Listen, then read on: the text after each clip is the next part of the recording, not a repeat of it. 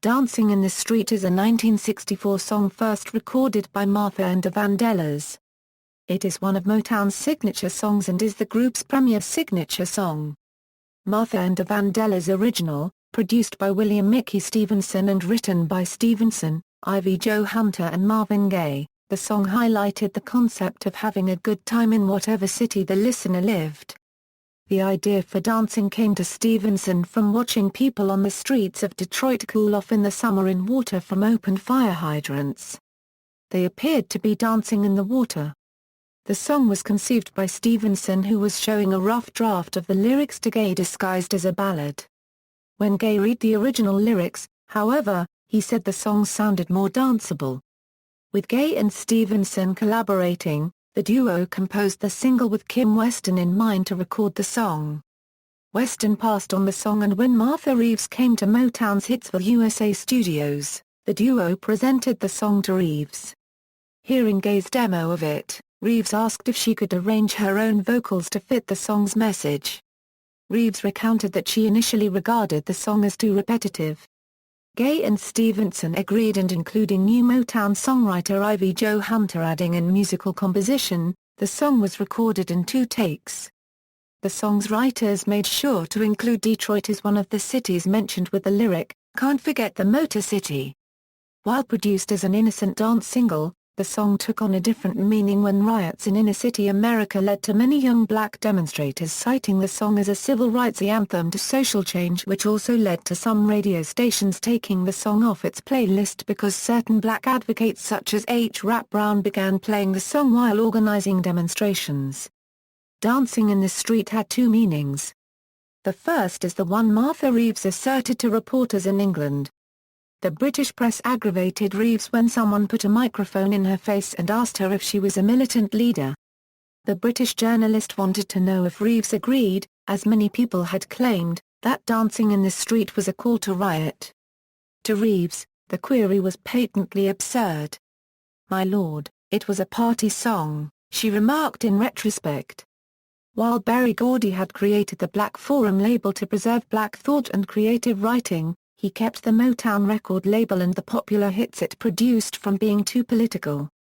Berry Gordy Jr. was extremely wary about affiliating his business with any organization of movement that might negatively influence his company's commercial success. Motown Records had a distinct role to play in the city's black community, and that community was diverse as it was articulated and promoted its own social, cultural, and political agendas. These local agendas, which reflected the unique concerns of African Americans living in the urban North, both responded to and reconfigured the national civil rights campaign. The movement lent the song its secondary meaning, and the song with its second meaning fanned the flames of unrest. This song and its associated political meanings did not exist in a vacuum. It was a partner with its social environment, and they both played upon each other, creating meaning that could not have been brought on by one or the other alone. The song therefore became a call to reject peace for the chance that unified unrest could bring about the freedom that suppressed minorities all across the United States so craved. Dancing in the Street peaked at number 2 on the U.S. Billboard Pop Singles chart when it was originally released as the group's 3rd album Dance Party's first single in 1964, with There He Is included as a B-side. The song also reached the top 5 on the UK pop charts, peaking at number 4 in a 1969 release after initially peaking at number 28 on the chart, and helped to revive the Vandellas' success in England. On April 12, 2006, it was announced that Martha and the Vandellas' version of Dancing in the Street would be one of 50 sound recordings preserved by the Library of Congress to the National Recording Registry. Lead singer Martha Reeves said she was thrilled about the song's perseverance, saying it's a song that just makes you want to get up and dance. In 2013, the original Motown recording was remixed for club and summer celebration airplay by Minneapolis Billboard charting producer remixer Joel Dickinson as well as Danny Schaffer. The Mamas and the Papas version, in 1966, the folk rock group, the Mamas and the Papas, recorded their version of the song Dancing in the Street, which was released from their second album Mamas and the Papas. Mama Cass sang the lead, while the other members did their harmonies in the background. This version featured an instrumental section.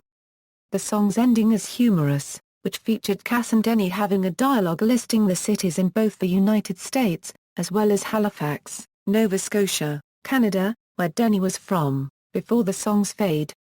At the Monterey Pop Festival of 1967, the Mamas and the Paps ended their repertoire with Dancing in the Street before Cass told the audience at the festival, "You're on your own." That was the last time that the group performed live in concert. Grateful Dead version. The psychedelic rock band Grateful Dead started performing Dancing in the Street in 1966, and played the song live over 100 times before their last performance of the song in 1987. The group released it as a single from their 1977 album Terrapin Station, with the title track on the B-side. Bassist Phil Lesh has described Dancing in the Street as the first song the band stretched out in the live setting from a short pop song into drawn-out improvisational jam piece, a practice that would become a Grateful Dead signature.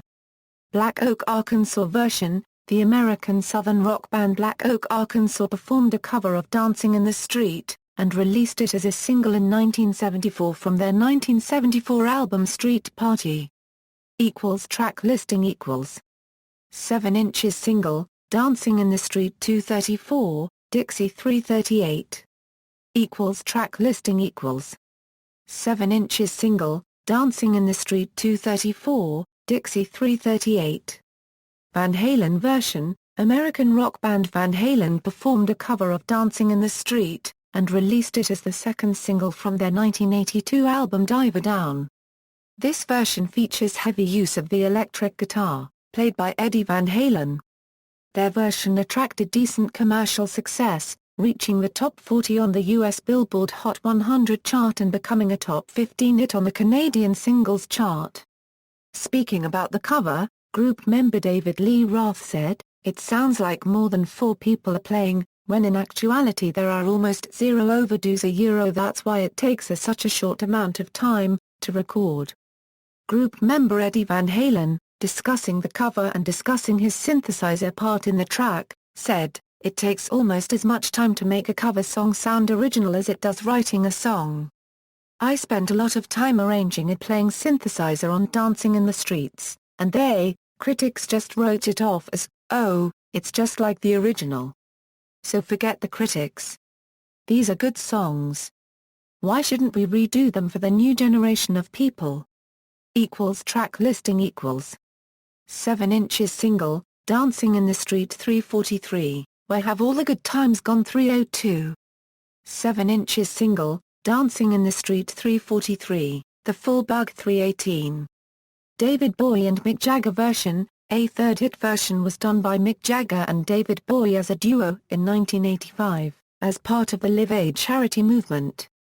The original plan was to perform a track together live, with Bowie performing at Wembley Stadium and Jagger at John F. Kennedy Stadium, until it was realized that the satellite link-up would cause a half-second delay that would make this impossible unless either Bowie or Jagger mimed their contribution, something neither artist was willing to do. In 1968, Jagger and Keith Richards had already borrowed a line from the song in Street Fighting Man 'Cause Summer's Here and the Time Is Right for Fighting in the Street, Boy. In June 1985, Bowie was recording his contributions to the Absolute Beginners soundtrack at Abbey Road Studios, and so Jagger arranged to fly in to record the track there. A rough mix of the track was completed in just 4 hours, at which point the pair went straight out to London Docklands to film a video with director David Mellett. 13 hours after the start of recording, this also was completed. Jagger arranged for some minor musical overdues with Steve Thompson and Michael Barbiero in New York. The video was shown twice at the Live Aid event. Soon afterwards the track was issued as a single, with all profits going to the charity. Dancing in the Street topped the UK charts for 4 weeks, and reached number 7 in the United States. Bowie and Jagger would perform the song once more, at the Prince's Trust concert on June 20, 1986. The song has been featured since on several Bowie compilations. It was also shown in movie theaters before showings of Ruthless People, for which Jagger had recorded the theme song. In a survey conducted by PRS for Music, the song was voted as the top song the British public would play at street parties in celebration of the 2011 royal wedding of Kate Middleton and Prince William. In the May 2011 episode Foreign Affairs, the 17th episode of the 9th season of Family Guy, the music video is played in its entirety as one of the show's trademark cutaway gags. Track listing 7 inches Emmy America/EA 204 United Kingdom, Dancing in the Street Euro 307, Dancing in the Street Euro 317. 12 inches Emmy America/12 EA 204 United Kingdom, Dancing in the Street Euro 440, Dancing in the Street Euro 441, Dancing in the Street Euro 324. Chart performance Martha and the Vandellas version Van Halen version Boy Jagger version Personnel Martha and the Vandellas lead vocals by Martha Reeves, background vocals by Betty Kelly, Rosalind Ashford, William Mickey Stevenson, and Ivy Jo Hunter, produced by William Mickey Stevenson, written by Marvin Gaye, William Mickey Stevenson, and Ivy Jo Hunter, instrumentation by the Funk Brothers, Marvin Gaye, drums, James Jamerson, bass guitar, Jack Ashford, percussion, Ivy Jo Hunter, percussion, Henry Cosby, saxophone, Thomas Beans Bowles, saxophone, Russ Conway, trumpet, Herbert Williams, trumpet, Paul Reiser, trombone, George Bohannon, trombone, Robert White, guitar, Eddie Chanquillis, guitar, Joe Messina, guitar.